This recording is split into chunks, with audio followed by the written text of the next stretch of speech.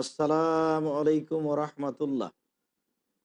ইন্নাল হামদালিল্লাহ নাহমাদুহু ওয়া নাস্তাঈনুহু মান ইয়াহদিহিল্লাহু ফালা মুদিল্লা লাহু ওয়া মান ইউদ্লিল ফালা হাদিয়া লাহু ওয়া আশহাদু আল্লা ইলাহা ইল্লাল্লাহু ওয়াহদাহু লা শারীকা লাহু ওয়া আশহাদু আন্না মুহাম্মাদান আবদুহু ওয়া রাসূলুহু। আম্মা বা'দ। আউযু বিল্লাহি মিনাশ শাইতানির রাজীম। وَإِمَّا تَخَافَنَّ مِنْ قَوْمٍ خِيَانَةً فَانبِذْ إِلَيْهِمْ عَلَى سَوَاءٍ إِنَّ اللَّهَ لَا يُحِبُّ الْخَائِنِينَ। সম্মানিত দর্শক মণ্ডলী, আমরা আত্মসাৎ সম্পর্কে গুরুত্বপূর্ণ তথ্যবহুল বিবরণ পেশ করছিলাম। আত্মসাৎ একটি বড় পাপ, যার ফলাফল জাহান্নাম, যার ফলাফল ভয়াবহ। আত্মসাৎ একটি এমন পাপ যার ফলাফল বিচারের মাঠে অপমান। কেন? মানুষ যে বস্তু আত্মসাৎ করবে, এই বস্তু বিচারের মাঠে তার কাঁধে থাকবে, এইভাবে নিয়েই সে উপস্থিত হবে। এই জন্য দায়িত্বশীল হওয়ার ব্যাপারে রাসূল সাল্লাল্লাহু আলাইহি সাল্লাম খুব কঠোরভাবে বলেছেন যে তোমরা দায়িত্ব নিও না। দায়িত্ব কঠিন জিনিস। দায়িত্ব হচ্ছে আমানত। আবু যার গেফারি রাদিয়াল্লাহু তাআলা আনহু একদা রাসূল সাল্লাল্লাহু আলাইহি সাল্লামকে বলেন, হে আল্লাহ রসুল, আপনি আমাকে একটু আমার এলাকার দায়িত্বশীল করে দিবেন না? আল্লাহ তাস্তামিলানি, আপনি আমাকে আমার এলাকার দায়িত্বশীল করে দিবেন না? আবু যার গেফারি রাদিয়াল্লাহু তাআলা এই কথা বলতেই তিনি বলেন, ফাজারাবা বিয়াদিহি আলা মানকিবাই। আল্লাহ রসুল তখন তার হাতটা আমার কাঁধের উপরে মারলেন। কাঁধের উপরে মেরে বলছেন, আবু যার, ইন্নাকা যায়ীফ, তুমি হচ্ছ দুর্বল মানুষ। ওয়া ইন্নাহা আমানা, আর দায়িত্ব হচ্ছে আমানত। ওয়া ইন্নাহা ইয়াউমাল কিয়ামা খিজিয়ুন ওয়া নাদামা, আর দায়িত্বের ফলাফল কিয়ামতের দিন অপমান অপদস্থ। আবু যার, তুমি বুঝো না দায়িত্ব কত কঠিন। তুমি দুর্বল মানুষ, তোমার চেয়ে দায়িত্ব অনেক অনেক সবল, অনেক কঠিন। দায়িত্ব হচ্ছে আমানত, যার ফলাফল বিচারের মাঠে অপমান। এ কারণেই একদা আল্লাহ রসুল আবু যার গেফারিকে বলেন, ইন্নি আরাকা যায়ীফান। আবু যার, আমি তোমাকে দুর্বল দেখছি। আমি তোমার জন্য ওটাই ভালোবাসি যেটা আমার জন্য ভালোবাসি। আবু যার, লা তা'মারান্না আলা ইসনাইন, তুমি দুইজন মানুষের কখনো দায়িত্বশীল হয়েও না, দুইজন মানুষের নেতৃত্ব দিও না। ওয়ালা তাওয়াল্লায়ান্না মালা ইয়াতীমিন, কখনো এতিমের মালের অভিভাবক হয়েও না, কখনো নয়। এতিমের মালের অভিভাবক কত জটিল তা তুমি জানো না। দুইজনের দায়িত্বশীল হওয়া কাজটি কত কঠিন তা তোমার জানা নাই। আল্লাহর নবী অন্য জায়গাতে বলেছেন, কাউকে যদি দুইজনের দায়িত্বশীল করা হয়, ফাযবেহা বেগারি সিক্কিন, তাকে ছুরিবিহীন জবে করা হলো। কারণ সঠিকভাবে দায়িত্ব পালন করলে ইহকাল টিকবে না, আর বেঠিকভাবে দায়িত্ব পালন করলে আমানতের খেয়ানত হবে, পরকাল টিকবে না, ফলাফল হবে জাহান্নাম। রাসূল সাল্লাল্লাহু আলাইহি সাল্লাম এই কারণে দায়িত্বের বিষয়টি খুব কঠিন করে বললেন। দায়িত্বের অপর নামই হচ্ছে আমানত, আর আমানতের অপর নাম হচ্ছে বিচারের মাঠে অপদস্থ, অপমান, নাদামা। এই জন্য আত্মসাতের ব্যাপারে আমাদের খুব সতর্ক সাবধান হওয়া উচিত। আল্লাহ তাআলা বলেন, ওয়া ইম্মা তাখাফান্না মিন কওমিন খিয়ানা। মুহাম্মদ, আপনি যদি কোনো সম্প্রদায়ের ব্যাপারে খেয়ানতের আশঙ্কা করেন, তারা তাদের ওয়াদাকে রক্ষা করবে না, তারা আমানত রক্ষা করবে না, খেয়ানত করবে, এটা যদি আপনি মনে করেন, ফামবিদ ইলাইহিম আলা সাওয়া, তাহলে আপনি খোলা মাঠে তাদের এই আমানতকে প্রত্যাহার করুন। তাদের যে সাথে অদা অঙ্গীকার রয়েছে তা তাদের উপরে ছুঁড়ে মারুন। কেন? ইন্নাল্লাহা লা ইহিব্বুল খায়িনিন, নিশ্চয় যারা আত্মসাৎ করে তাদেরকে আল্লাহ ভালোবাসেন না। যারা আমানতের খেয়ানত করে তাদেরকে আল্লাহ ঘৃণা করেন। তারা আল্লাহর ভালোবাসার পাত্র নয়। তারা কখনো আল্লাহ তাআলার ভালোবাসার পাত্র হতেও পারে না। বলছিলাম, সম্মানিত দর্শক মণ্ডলী, আত্মসাতের ফলাফল জাহান্নাম। খাওলা আনসারিয়া রাদিয়াল্লাহু তাআলা আনহা বলেন, সামাইতু রাসূলুল্লাহ সাল্লাল্লাহু আলাইহি সাল্লাম ইয়াকুল, আমি আল্লাহ রাসূলকে বলতে শুনেছি, তিনি বলছিলেন, নিশ্চয় এ সম্পদ, টাকা পয়সা, দায়িত্ব নেওয়ার পরে যে অর্থ সম্পদ মানুষের হাতে আসে, এই সম্পদ, এই টাকা হচ্ছে মিঠে বস্তু। মানুষকে তা নিতে, গ্রহণ করতে খুব ভালো লাগে। কিন্তু এটা যদি সত্যি সত্যিই নেয়, ফাইন আসাবাহু বিহাক্কিহি, সে যদি সত্য সত্যই গ্রহণ করে, আমানতকে ঠিক মতো বহাল রাখে, বুরেকা লাহু ফিহে, তাহলে তার সম্পদে বরকত দেওয়া হবে, তার কাজে বরকত দেওয়া হবে। কিন্তু রুব্বা মুতাখাব্বিজিন ফিমা সাআত বিহি নাফসুহু, বহু মানুষই সম্পদ গ্রহণ করে আত্মার চাহিদা অনুযায়ী। প্রায় দায়িত্বশীলী পয়সা হাতে রাখে আত্মার চাহিদা অনুযায়ী।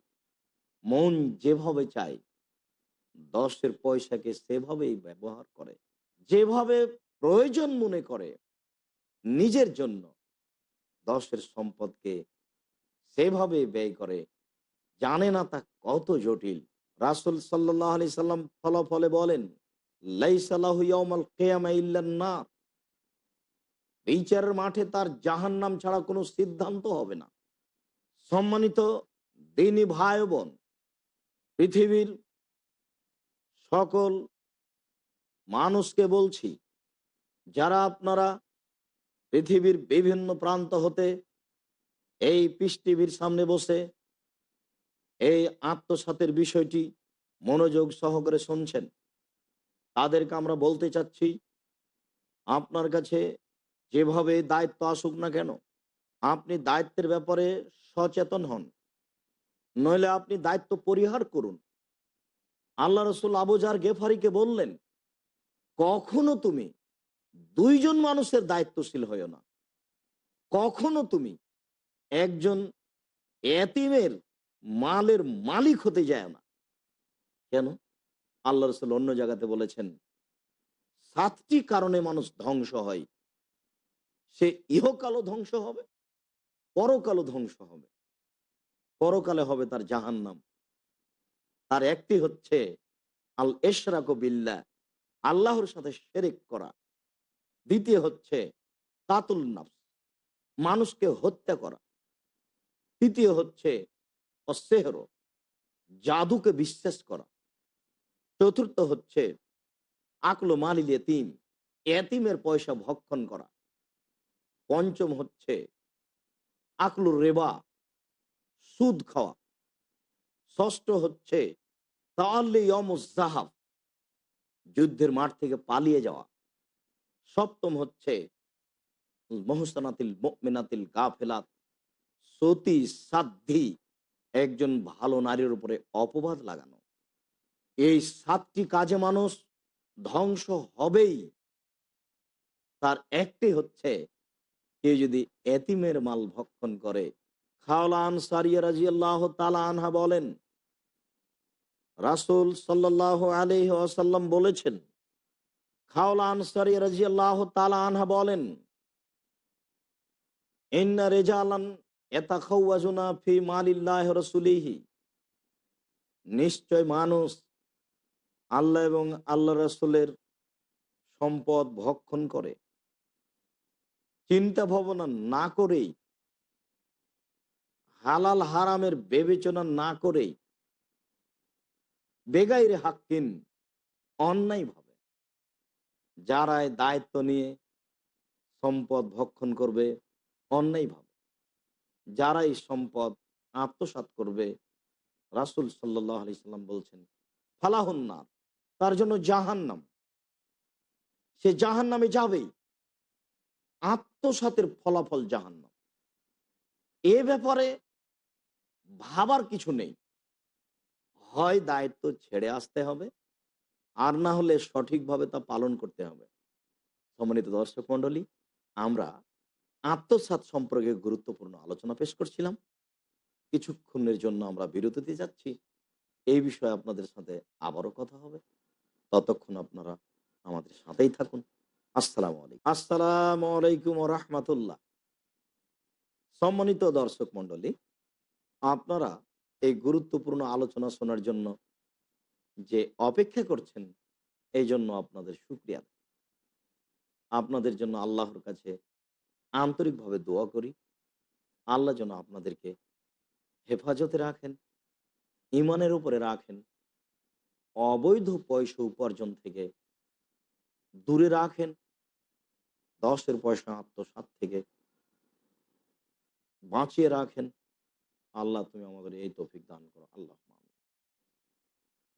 আব্দুল্লাহ ইবনে আমর রাদিয়াল্লাহু তাআলা আনহু বলেন, কানা রাসূলুল্লাহ সাল্লাল্লাহু আলাইহি ওয়াসাল্লাম ইযা আসাবা গানিমাতান, আল্লাহ রাসূলের একটা নিয়ম ছিল, যখনই তিনি কোনো ১০ সম্পদ হাতে পেতেন, যুদ্ধলব্ধ সম্পদ তার হাতে আসতো, কোনো দিক থেকে তার কাছে কোনো সম্পদ আসতো, ফা আমারা বেলালান, তখন তিনি বেলালকে আদেশ করতেন, নাদা ফিন নাস, বেলাল তখন মানুষের মাঝে চিৎকার করে বলতো যে ১০ সম্পদ যার কাছে যা আছে তা নিয়ে তোমরা উপস্থিত হও। এই কথা আল্লাহ রাসূল বেলালকে বলতেন। তখন তারা তাদের সম্পদকে নিয়ে আল্লাহর রাসূলের নিকটে উপস্থিত হতো। ফায়ুখাম্মেসহু ওয়ায়ুকাসসিমুহু, তখন আল্লাহ রাসূল সেই সম্পদ ৫ ভাগের ভাগ করে ১ ভাগ নিজের কাছে রেখে ৪ ভাগ যোদ্ধাদের মাঝে বন্টন করে দিতেন এবং আরও তিনি প্রয়োজন মতো মানুষ সমাজে তা ভাগ করে দিতেন। এটা ছিল তার একটা নিয়মিত নীতি। একদা পশম দ্বারা তৈরি একটা লাগাম নিয়ে, ঘোড়ার লাগাম, পশম দ্বারা তৈরি, এই লাগামটা নিয়ে রাসূলের কাছে উপস্থিত হলো। বন্টনের পর এসে বলল, ইয়া রাসূলাল্লাহ, ইন্না হাযিহি মিনাল মাগানিম আল্লাতী ফীমা আসাবনাহু, হে আল্লাহ রাসূল, এইটি হচ্ছে ১০ সম্পদ, গানিমাতের সম্পদ, যেটা আমি রেখেছিলাম আমার নিকটে, যেটা আমি পেয়েছিলাম। এই কথা লোকটি বলতেই আল্লাহ রাসূল বললেন, সামিতা বেলালান নাদা ফিন্নাসে সালাসা মাররা, বেলালের ওই কথা কি তুমি শুনেছিলে? বেলাল যে মানুষ সমাজে ৩ বার চিৎকার করে বলল, যার কাছে যা অর্থ সম্পদ আছে, গানিমতের মাল আছে, তা নিয়ে আসো, এই কথা কি তুমি শুনেছিলে? কালা নাম, লোকটি বলল, আল্লাহ রসুল, হ্যাঁ আমি এই কথা শুনেছি। আল্লাহ রসুল বললেন, মা মানাকা আন্তাজিয়া বেহি, কে তোমাকে বাধা দিল তুমি ওই সম্পদ নিয়ে, ওই গানিমতের মাল নিয়ে আমার কাছে কেন আসলে না? কে তোমাকে আসতে নিষেধ করলো? কারণ কি? ফাতা যারা আলাই, লোকটি রাসূলের কাছে আপত্তি পেশ করলো, কারণ পেশ করলো, সমস্যা পেশ করলো। আল্লাহ রসুল, আমি এই কারণে এই পয়সা আপনার কাছে নিয়ে আসতে পারিনি, আমি এটা এখন নিয়ে আসলাম। রাসূল সাল্লাল্লাহু আলাইহি ওয়াসাল্লাম তাকে বললেন, কুন আনতা তাজিউ বিহি ইয়াউমাল কিয়ামা ফালান আকবালুহা আনকা। তুমি বিচার মাঠে এই সম্পদ নিয়ে উপস্থিত হয়েও আমি তোমার কাছে এখন তা গ্রহণ করব না। তোমার কাছে আমি এই সম্পদ কখনো নিব না।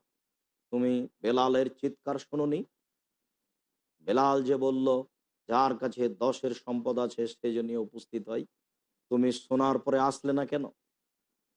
সম্মানিত দর্শক মণ্ডলী, অত্র হাদিসের বিবরণটি আমরা কি দিয়ে বুঝাই?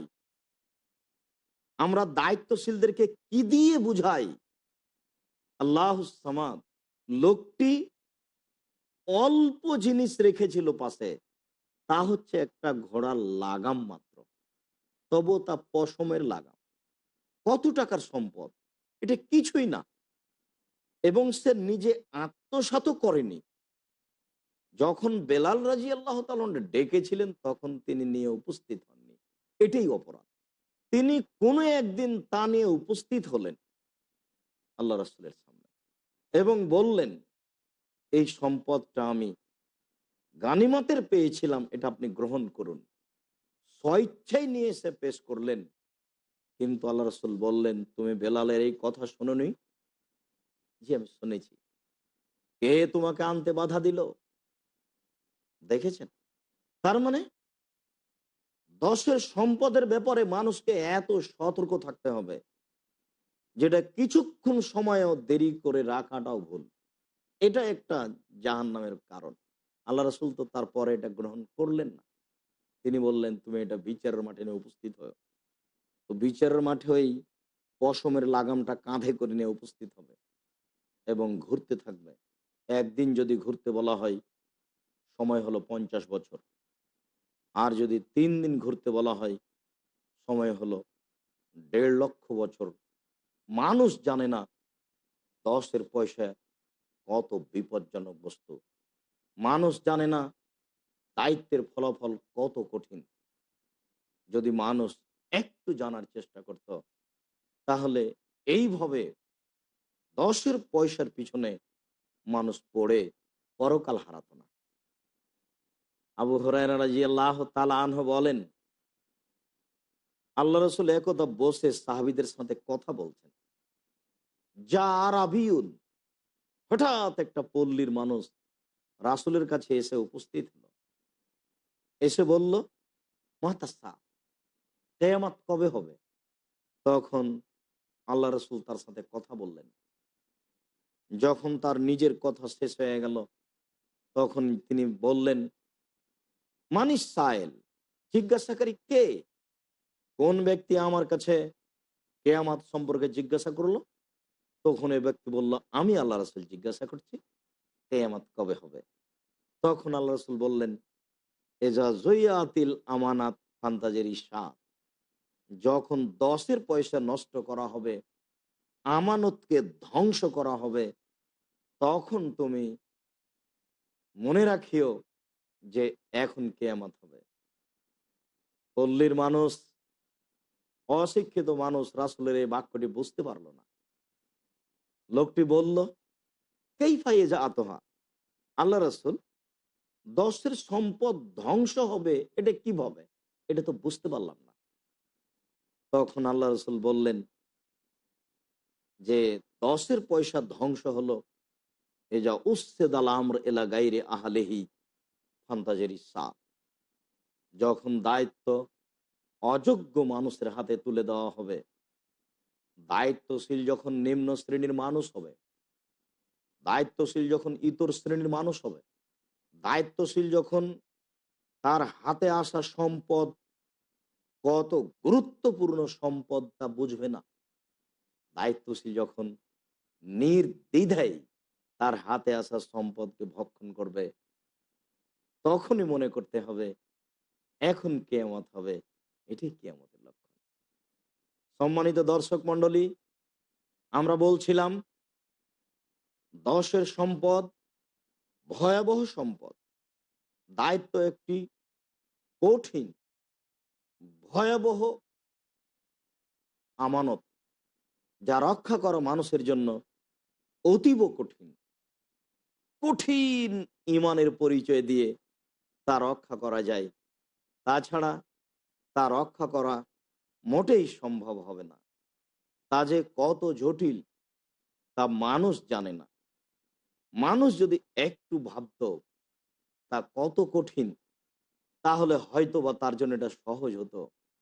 তখন সেইভাবে পয়সাকে ধ্বংস করত না, তার ইমানকে হারাতো না, তার পরকালকে ধ্বংস করত না। সম্মানিত দিনী ভাই ও বোনেরা, আত্মসাতের বিষয়টি আমরা আপনাদের সামনে পেশ করছিলাম। একজন সাহাবী আব্দুল ইবনে আমর রাদিয়াল্লাহু তাআলা আনহু বলেন, আল্লাহ রাসূলের সম্পদের একজন লোক দায়িত্ব পালন করছিল, মালিকানা গ্রহণ করেছিল। ইউকালুল্লাহু কারকারা, যার নাম হচ্ছে কারকারা। এই ব্যক্তির হাতে আল্লাহ রাসূল ১০ সম্পদ হস্তান্তর করেছিলেন। তিনি বলেছিলেন, তুমি এই সম্পদ তোমার কাছে রাখো, যা সময়ে তুমি প্রদান করবে তোমার কাছে আমি এই দায়িত্ব পেশ করলাম। তোমার মাতা, তারপর লোকটি মারা যায়। মারা যেতেই আল্লাহ রসুল বললেন, হোয়া ফিন্না, ও জাহান নামে যাবে। আল্লাহ সামান, একই কথা। সে ১০ সম্পদের মালিকানা নেওয়ার পরেই সে মারা গেল। আল্লাহ রসুল বললেন সে জাহান্নামী। সাহাবীগণ তার নিকটে গেল, ওয়াজাদু আবা আতানকাদ আল্লাহ, ১০ সম্পদের একটা চাদর আত্মসাৎ করেছে। ফলাফলে আল্লাহ রসুল জাহান্নাম বললেন। সম্মানিত দর্শক মন্ডলী, ১০ পয়সায় সামান্য যদি কেউ আত্মসাৎ করে, তাহলে হবে ফলাফল জাহান্নাম, যা আল্লাহ রসুল দুনিয়াতেই ঘোষণা করলেন। আসুন আমরা এই ভয়াবহ বিষয়টি খুব বিবেচনা করে, খুব সতর্কতার সাথে গ্রহণ করি ও মেনে চলার চেষ্টা করি। আল্লাহ আমাদের তৌফিক দান করুন। আসসালামু আলাইকুম। সুবহানাক আল্লাহুম্মা ওয়া বিহামদিকা আশহাদু আল্লা ইলাহা ইল্লা আনতা আস্তাগফিরুকা ওয়া আতুবু ইলাইক।